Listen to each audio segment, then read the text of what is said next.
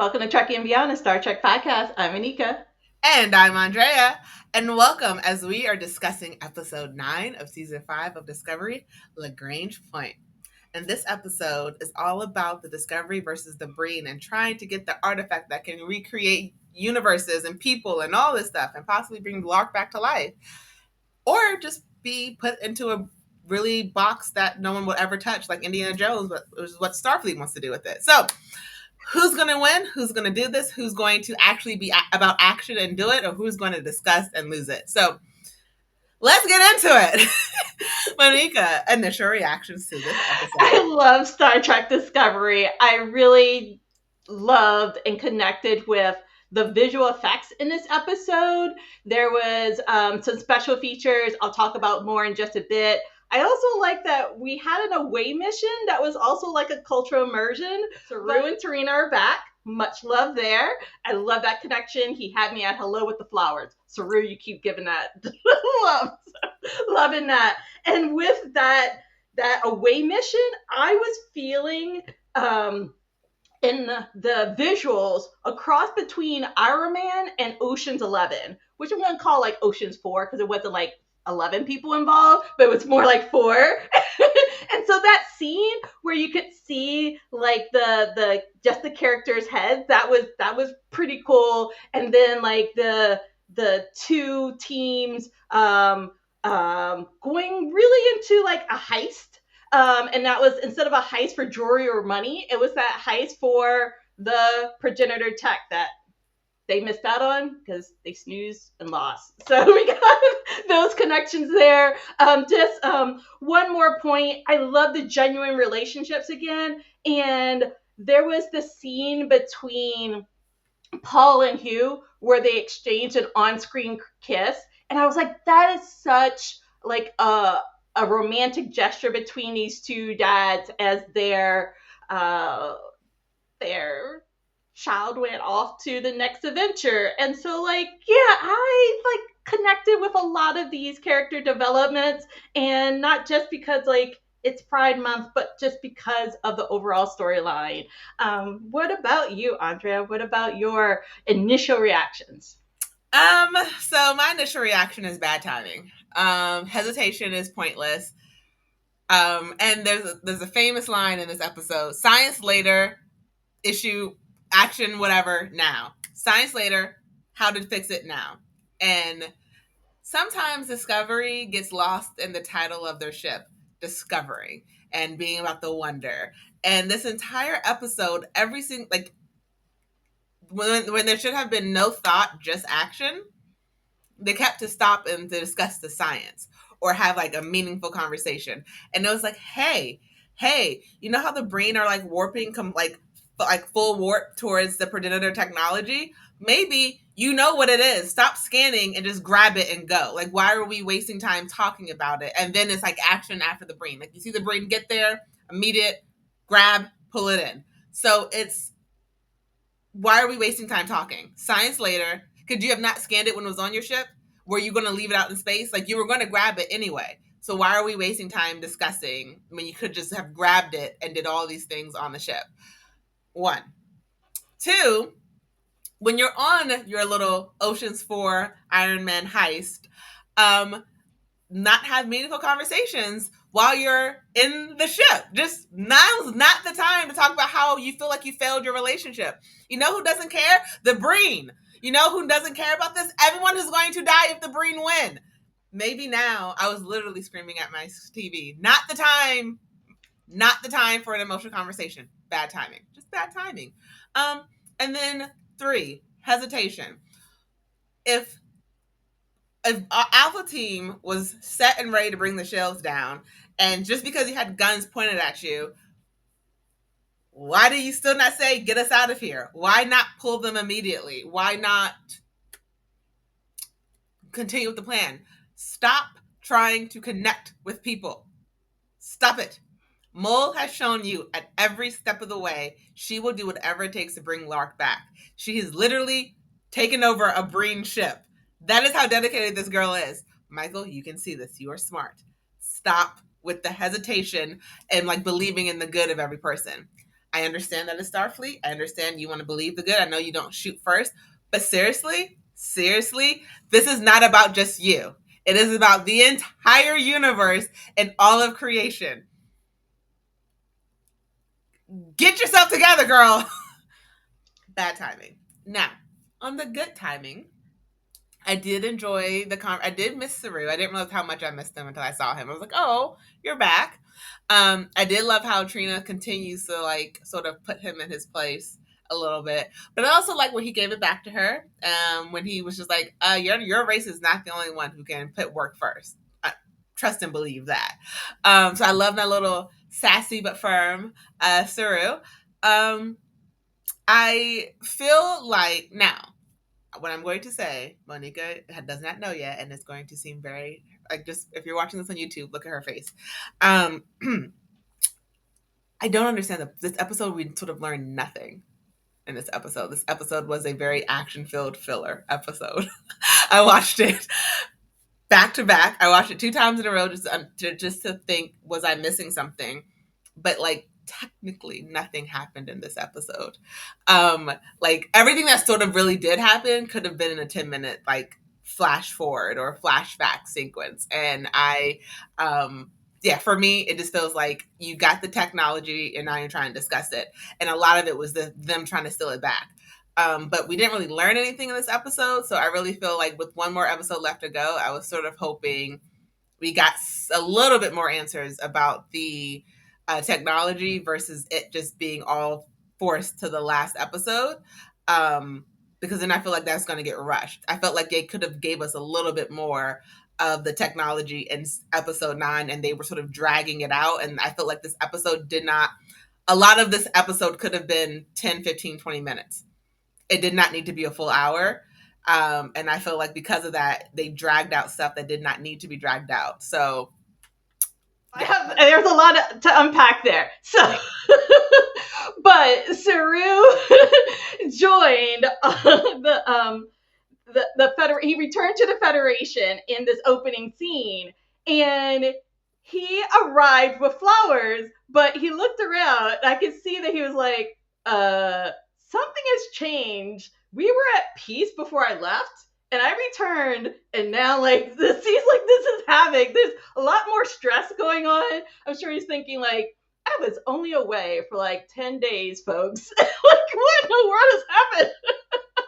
But it was a genuine gesture of giving flowers to his fiance that had a significant meaning based on his other journeys, which I like. But Torino's like, oh, thanks, but like, I'm kind of busy right now. She passed the flowers on it. It was so cute because that happens there in couples and relationships. Sometimes your timing's just off a little bit. What I was proud to see was the fact that Duvin, who was her assistant, political like attaché before, who was all nosy as all get out, he was not there. So I think he was fired. Like in my head, that's what I'm telling myself. You weren't staying in your lane, so now you got to go. Yes, I would have been highly disappointed if he was still by her side. But so I will say I did like seeing Saru come and give his woman flowers because it's I love powerful women, and she is Trina. Even though I don't always see the connection between them and the heat between them and the love between them, it's still like I can see the admiration between them. And so this episode, I saw it again. So I was very excited to see them on my screen. I didn't realize how much I missed him until I saw him again. I was like, oh, Saru, I actually did miss seeing you on my screen. Okay. It's really interesting because a lot of the time when we're back with Starfleet headquarters with Saru, Trina, and the president of the Federation, it's these three are like the three highest ranking members right now discussing the future of like Starfleet. Because if they know like if these negotiations don't go well, and the Breen aren't really known for negotiating, but if this doesn't go well, this turns out to an all-out war for the universe. And then the issue almost is like you're having a war on multiple fronts. And who do you know who you can trust, who you can't trust? Because the Breen aren't all connected. And so both Primarchs are like, they want the same thing, but they don't want to share with each other. They each want their own control. And so it's like they're fighting each other, but it's also they're fighting Starfleet, and Starfleet's fighting everyone else. So it's about to be like a quagmire of craziness and a war on more than two fronts, honestly, because there could be another Primarch out there that comes is like, hey, I want to in on this fight. So it's trying to stop the negotiations. Oh, sorry, trying to start the negotiations in a way that seems respectable. But like, also, I'm gonna be super honest. I ain't taking just a shuttle up against the Breen. That's not happening. I understand you don't want to come across like you're ready to fight, but in what world does a Breen respect that? Like, in what world does a Breen not just shoot the shuttle out the sky? Because like, you sent them multiple messages in a way that's non-threatening, and they're not responding. And so you want to force a conversation that obviously the Primarch does not want to have, and then you're afraid to use an actual ship because it might seem like you're doing a declaration of war. So you're going to use a shuttle because there's no way they can construe that as something that's worth, like, being afraid of or worried about. But there's no protection that the shuttle will make it out of there alive, or anyone on the shuttle will make it out of there alive. So it's like, I feel like just sending a shuttle, I understand why, but I also just think if they're not going to listen to you when it literally takes them nothing, why would they listen to you when you're inconveniencing them more? So maybe that's why I'm not in politics, because I don't play those games. So an episode or two ago, I mentioned that I think Tarina should run for president of Federation because she has really good bluffing skills, like, and she knows how to strategize. I was feeling that President Relic did not present herself well in those calls that went unanswered to the Breen. She was like way too nice.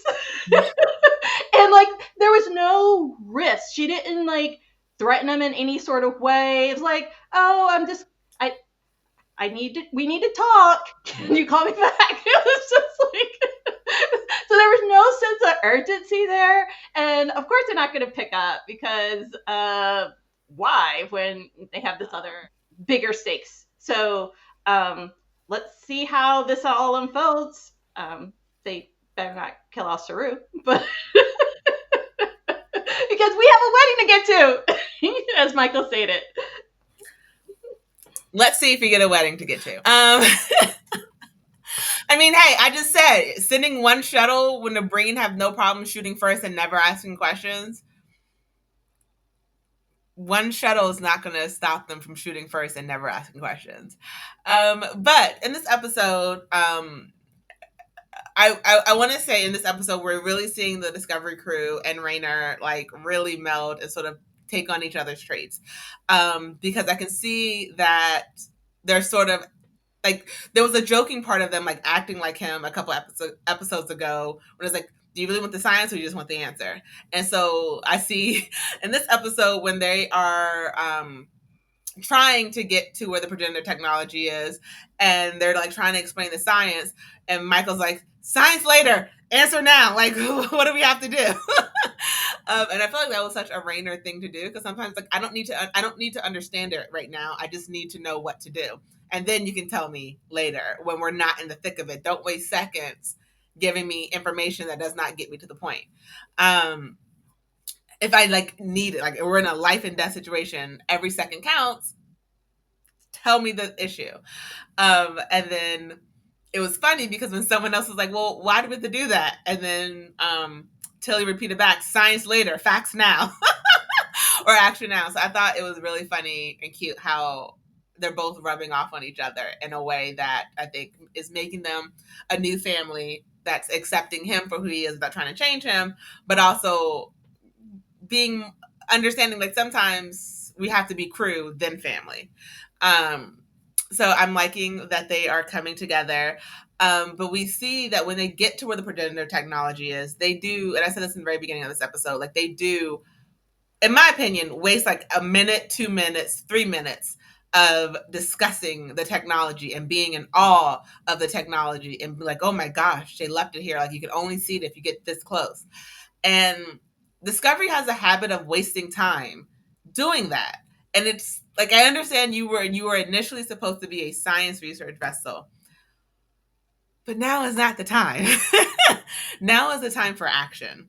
Now is the time for, oh, that's what it is. Let's grab it. Get as close as you can. Like, we're wasting time talking when the entire thing should have been grab it, pull it, whatever you need to do, tractor beam it. But you didn't have, like, they didn't have the want to grab it as fast until the Breen arrived immediately, and without even thinking, tractor beamed it, pulled it in. Bob's your uncle.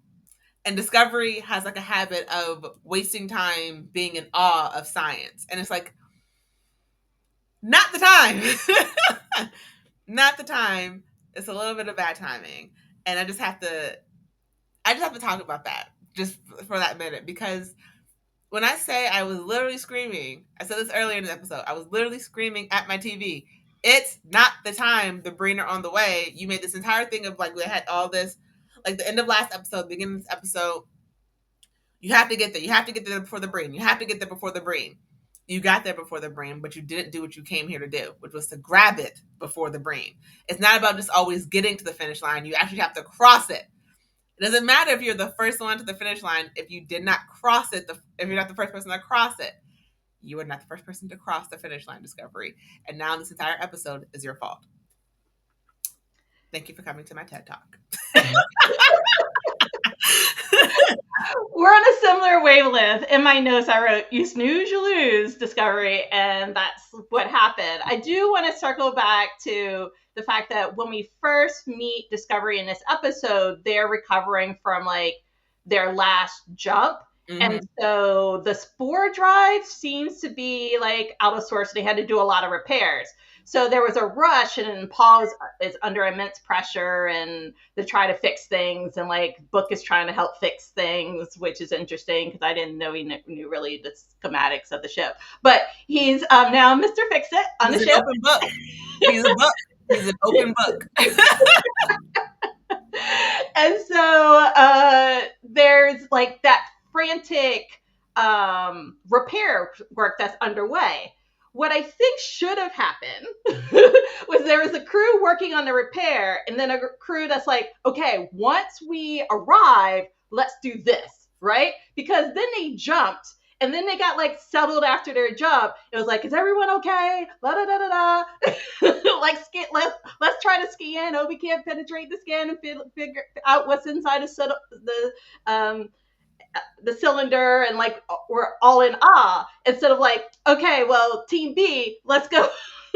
Let's get the tractor beam and bring it in. No. So I think they were just like, oh, well, at least we arrived. Which there should have been like much more forward action. Rainer, you let me down. You are an action man, and this is the one time I don't need you to be like Discovery Crew. Oh my gosh. It's like, okay, Beta team, grab that thing. What are we doing? It should have been the moment you landed, a shuttle zoomed out. Like, zoom. Like, you can have all of these discussions when you have the technology. So what like I expected in this episode was for them to get there first, grab the technology, pull it on board, and jump to another location to like then do the science behind it. That is what I thought was going to happen. And then like the Breen were going to arrive after they sort of figured it out or started doing the unraveling. So for it to be like basically none of that happened, and the Breen are the one who actually were about that action. They were about that life. It was like, come on, Discovery. Come on. Come on. But we end up finding out, though, even if Discovery pulled in that cylinder, the Progenitors tech cylinder, into their hull, they wouldn't have been able to get in and solve the puzzle because Burnham beamed over the key to the Breen and didn't make a copy. So they had the key to open up the door. So they helped to fix that. Here's the thing. Starfleet was probably never going to open it. Because you don't want that technology falling into bad hands. So the fact that the Breen had the key, they were never like, they were trying to stop other people from using it. Starfleet should have never used it. So them not having the key, in my opinion, doesn't matter because you weren't supposed to use it. You're supposed to protect it and keep it safe and hide it away in the Indiana Jones warehouse of stuff, of boxes labeled, do not open, nothing's here, all that stuff. Like, that is what I expected them to do with this, because the moment, like, power, absolute power corrupts absolutely. People should not have the power to create life like this. They shouldn't. And no one in Starfleet can make, like, there's no one person in Starfleet like, oh, I have the right direction for all of us. So hide it away. Well, we know they can't hide it in the gallery because the Breen was shot part of that down, so that's not protected. And then, second of all, we know that as Discovery is a science vessel, and Burnham's very curious, she would have tried, and we'll see what happens in the next episode. And then third, I think Kovic would have tried to get in there. Yeah. And I don't trust him. I don't trust that man.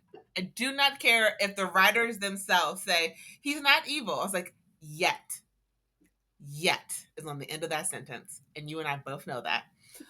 One of the main plots of this episode, it takes place on a Breen ship, which is very interesting because we get to see some Breen characters. Well, not really characters, but I'm seeing more of the Breen people interact with them. So as Bravo and Alpha and Bravo teams go beam aboard the ship, almost dying somehow, like Starfleet does, and then getting onto the ship, and they start to go. One's going to the bridge to like hack over the system, which why would no one notice that they're being hacked? But whatever.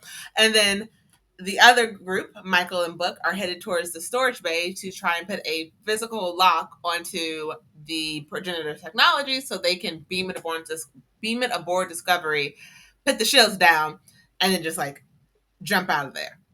Good plan and theory. And Monica, you're definitely right. This gives a very much Ocean's 11, so Ocean's 4 vibe. And with the way the head part looks, that is very much Iron Man. So yes, you were 100% correct. I'm a little upset that I didn't connect those myself because Ocean's 11 is one of my favorite franchise. But neither here nor there. We'll talk about that later. So, one of the parts of this episode, when Michael and Book are trying to make it to the storage bay, I'm going back to my opening thing, bad timing. I don't care about your feelings right now, Michael and Book. I don't care that you guys care about each other right now. I don't care. Do you know why? Because you're here for a mission. And this is like, it's really funny seeing them talk and then seeing Trina and Saru talk. Because Trina and Saru are both like, it's a time and place for everything and a place and time for everything. Now is not the time to talk about our feelings. Trina was like, oh, I made that list because I wasn't sure if you're going to be able to do your job effectively without caring. And this is the list of people who I know could get it done without feelings being involved. And he was like, first of all, hold up. Your race is not the only race that can do that. I also can put my job first. Book and Michael, you cannot do that.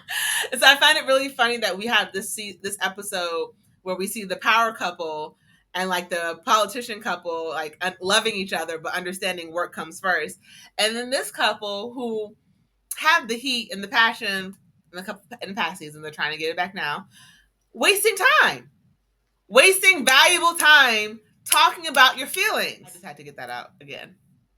I agree with you. I was thinking the same thing, but then I was also thinking it seems as though when Michael is faced with, oh, I may not survive, or this is really dangerous. We've seen this a few times, like on a shuttle mission and so forth like that. Just like, oh, this might be my final moments. I didn't feel like the stakes were really that high and they were undercover. So all the more reason to stay in character, like strong shoulders and everything. And you never who's going to walk by. But I was thinking, yeah, this conversation shouldn't take place now, but she's much more able to talk about her concerns and her feelings now, way much more so than when she was with Ash in season 1 and 2. Yes, that is true. She's way much more open emotionally than she was in the past, and I do love that for her, and I'm glad about that for her. But also, time and place, honey, time and place. You could have had this conversation, like you couldn't have pulled them out of engineering. Even still, that would have been the best. That would not have been good at that time, but it would have been better than being on a Breen ship and having this discussion. Like they're so like time and place both need to make sense, and neither made sense in this moment. Sorry, you want to say something? I was also wondering at first why Book was chosen to be the pilot when there's like two other pilots, and I don't but have faith in those pilots. I'm so sorry. I don't have faith in those pilots. I commend you on what you said last episode. I take back. I'm people here. You can see me physically picking up my face, putting it back on, taking my foot out my mouth, shutting up. Because who the heck are these pilots? Give me Dittmer. Give me Dittmer. What is this? I'm picking my face back off the ground. I'm taking my foot out of my mouth. I'm eating my words. Because give me Dittmer. Give me Dittmer. What is this? Who is this? Why are you sitting in her seat when you can't do what she can do? Girl, if you don't get up and go back to your quarters, you don't deserve to be on the bridge. I don't even know your name, but I'm disgusted with you. I am disgusted with you. So, Monica, you were right. I was wrong. I take back what I said, picking back up my face, eating my words, taking my foot out my mouth. Because, nah, Dittmer would never. Yes. Dittmer would never.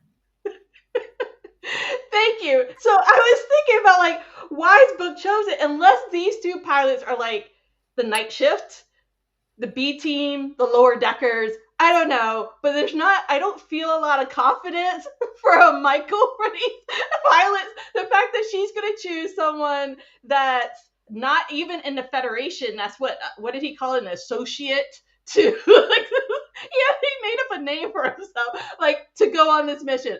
I like the dynamics between the two. I think Book is the best like way of bringing out some of the better qualities of Michael. I like how their relationship is evolving, but I was like, oh my goodness, they're not the best pilots. She thinks the Book is the best pilot for this mission. Oh my goodness, the pilots right there, they're worse than I thought. I got no faith that you can land this ship. None whatsoever. Also, on the Breen ship, it's very. Whenever I've seen the Breen, and Monique, I could be wrong because I don't remember every episode I've ever seen of Star Trek, but they're very matter of fact, not personable. Lark was like the exception to the rule. He was not the rule. He was the exception to the rule. They're all about fighting, wartime, shoot, like take control, everything. So this whole little flirting that Book was doing while Michael was trying to like hack the quarantine shield, and then Book was invited to an oil bath in Sharkness. It makes me really wonder what goes, like they have a level of what is going on that Breen ship behind the scenes. Like, how do y'all get down and relax? Because nah. I also want to say that Adira, Rhys, Michael, Book, even though it's hard to tell them apart from the other Breen because they were in the uniforms, I could see the difference because of the way they presented themselves. Like, they did not act the part well. They need to run through some simulations. They didn't have time for it. But, like, they were not, like, walking in line. They were kind of casual about not even holding their guns in the right way. It was just hilarious. But Book picked up the fact that they had talked about this feast. Someone had found them. One of the Breen official Breen soldiers found them and asked them if they were going to the feast. And I guess Book remembered that. So then when he had to give a distraction while Michael was trying to figure out how to change something to get a cylinder, Book brought back up that conversation, but he wasn't natural at that. He's not a guy that you could play chess with and like that will dominate the chessboard. He's not good at bluffing. And so he couldn't carry that conversation well. It wasn't going well. And the tough thing is like his ex, Michael, was eavesdropping on the conversation. I think that wasn't helping either. And she was loving every second of it. She was like, oh, are you sure you don't want me to go slower? So you can go in the oil bath. And I love when someone's like, look, I'm not even jealous. I'm living for this. Go ahead. Go ahead. Have fun. So it seems as though the Breens celebrate their major accomplishments with a big feast and an oil bath, the time to relax. And so it's nice to see that they have some chill time and that because I love a good party. That's why I'm looking forward to this wedding. But I mean, let's be honest. Is that going to be a party? Is that going to be a forum for discussion of higher topics? well, the rate they're going, they're not going to have a party. So we'll see how this all happens. But it just showed a little bit more of how different the two of them are. Also, it seems like Adira's a little afraid, and this was her first away mission. And so I give her a participation trophy for trying, but she wasn't also natural at that, but she was able to hack into the system. So this is a full away mission, so I think everyone had an away mission except for Paul this season. But I will say, well, I commend Adira and Rhys staying on topic and on like task and not having any side conversations. I mean, granted, I don't even know if they're friends, but still, no side conversations. They were all about the business, all about let's hack this thing and get ready to go and spy on Moll as they're trying to like do the science behind the Progenitors technology. Because one of the things that we see is that it alludes to what Michael says is that even though they can get in it, they still don't know how to get through it. And it's a clue that Michael has to help her get through. And so we see that one person goes through and immediately sensors are gone. They can't find his life form anywhere. And so they're trying to like test out how to actually use technology. Because Moll is all about bringing Lark back. That is the only thing she cares about. She doesn't care about anything else on the Breen. She just wants to bring back her husband. And so we see that they're testing it out scientifically, which is still very interesting because it goes back to Lower Decks slightly. When people talk about the Orions, the episode where Strange New World and Lower Decks had their crossover episode, and it goes back to when Tindy was basically talking about how Orions have scientists, and people are like, they do? Like, someone has to build the ships. And it's like, that's such a, like, that she's so true. Yes, they have scientists. Everyone's not just raiders. And so you think of the Breen, and you just think of them as, oh, they're out there, attacking and killing everyone, but they're still scientists because someone has to build the ships. Like there's still stuff they have to learn and test and do. And so they're like running a scientific experiment when all I expected them to do, like turn it on, go. So it's like, okay, Breen, you're using your brains to accomplish scientific feats. It was very interesting. And it reminded me back of that line from Lower Decks. But why didn't they use a probe? Why didn't they send like a bot in? But the Breen soldiers that went in were like sucked in and were able to return, and one was even tethered. And the force within the cylinder broke the tether. And so we're not sure what's going on inside of that, although someone mentioned like a some sort of connection to some other space, like it could be like another wormhole within it or something like that. A wormhole within a wormhole within two black holes. Interesting. Um, but also on the Discovery ship, we see that Tilly's having her little like mentor mentee unofficially moment with Rayner, and she's like, "Why did you ask me to like you're making everyone nervous with the pacing. You can just sit down." And he's like, "I'll sit when I feel like it." And it's like they have I am going to eat my words again from an earlier episode where Rayner was like had his 20 seconds with each person. I take back the fact that I said I thought that he was looking at Tilly like he was interested in her. I want them to have like a brother sister relationship. I want them to care for each other like siblings, and have like just a pure awesome friendship of like okay, my brother needs to, like, because now learning more about Raynor and learning about the fact that he lost his entire family, that he is the last one of his family, that maybe he is looking for more of a family connection. And so I feel like he and Tilly have like a little sister, older brother type of relationship. I saw that in this episode and I wanted to stay that way. Discovery tries to hail the Breen ship, trying to stop them, to like give Michael more time to like get the progenitor thing ready. He talks to Moll and like sort of bluffs that um that Michael's dead, that she died in their attack. So it's just him. She's dealing with just him. And the issue is, and so I will say this, I think it could have worked if they had not just got a report that the security outside of the storage bay was missing. Like they weren't reporting for duty. And she was like, I thought your crew was better than that. And he's like, they are. Because if he, like, so if that had never happened, if they did not get that, I don't think she would have like fell. I think she would have fell for his bluff if they had never got the report that um like the storage bay people weren't there. But that being said, he wasn't really convincing either. It was very much, she's dead. Raynor, could you say it with a little bit more emotion? Did you have thoughts about that?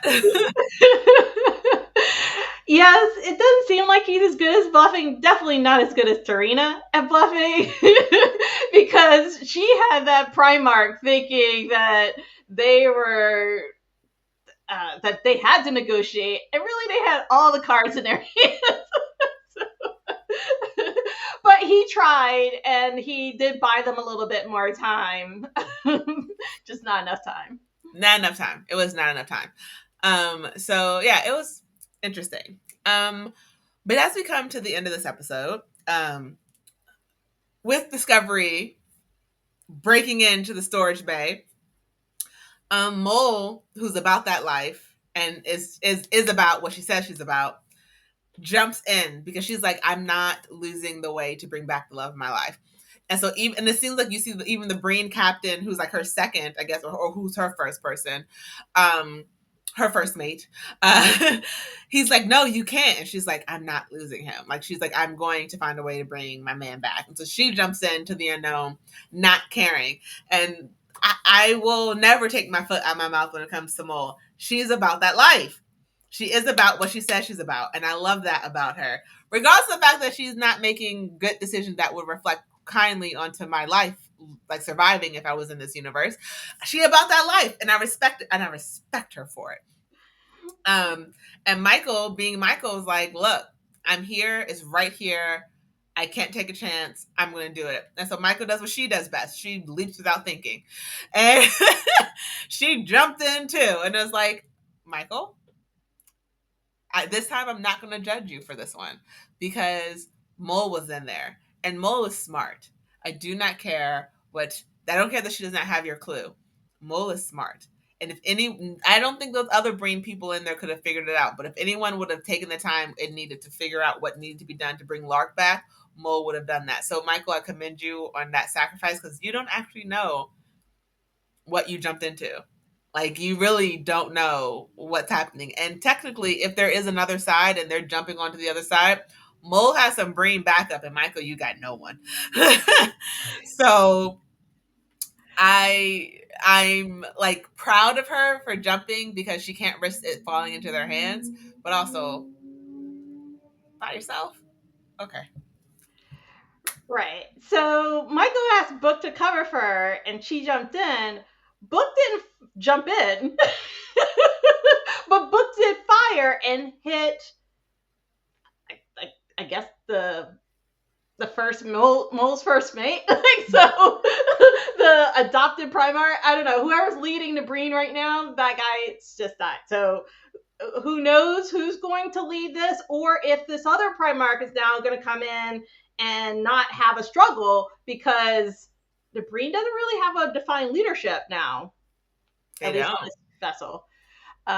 So that's interesting. I do want to mention one other really important thing that Moll did. She put Lark into a pattern buffer to preserve his body.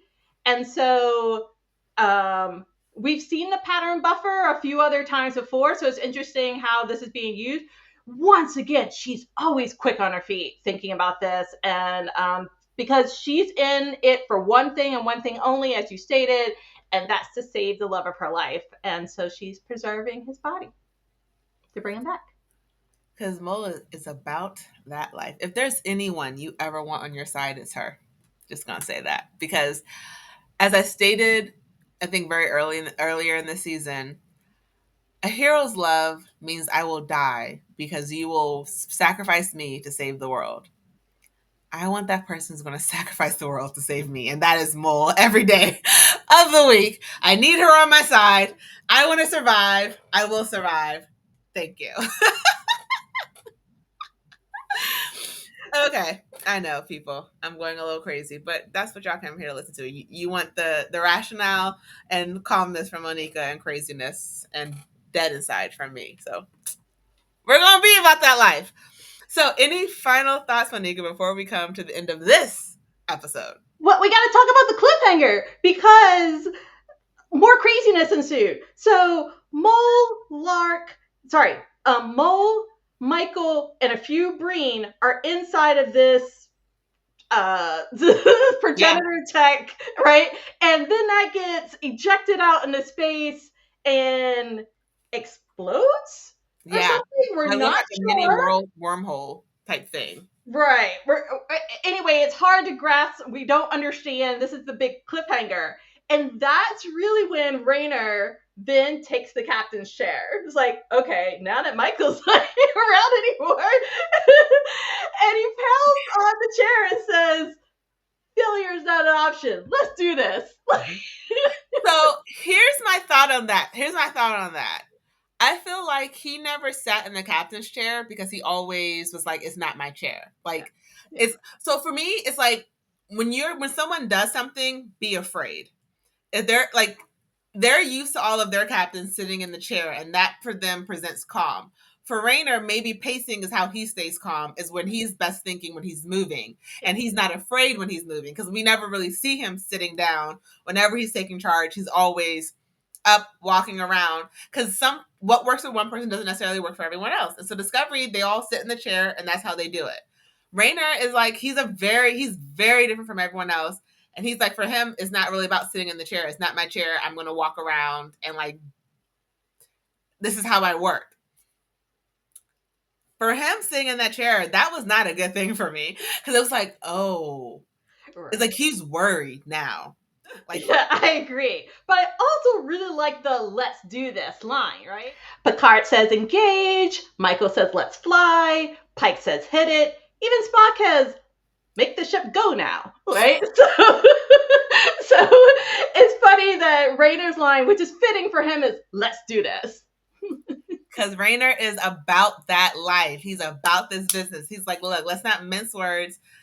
It's really interesting though, because how Rayner's a captain, because like I always felt like to be a captain you had to be really good at politics. And Rayner is not about politics. He's about the point. Get to the point. And so it's very interesting. So his is like, let's do it. Let's do this. Get to it. But any other final thoughts or predictions? Because I know for me, I'm hoping that this next episode, well, it's really interesting because this next episode is the last one of the season and the series. And there's a lot to wrap up.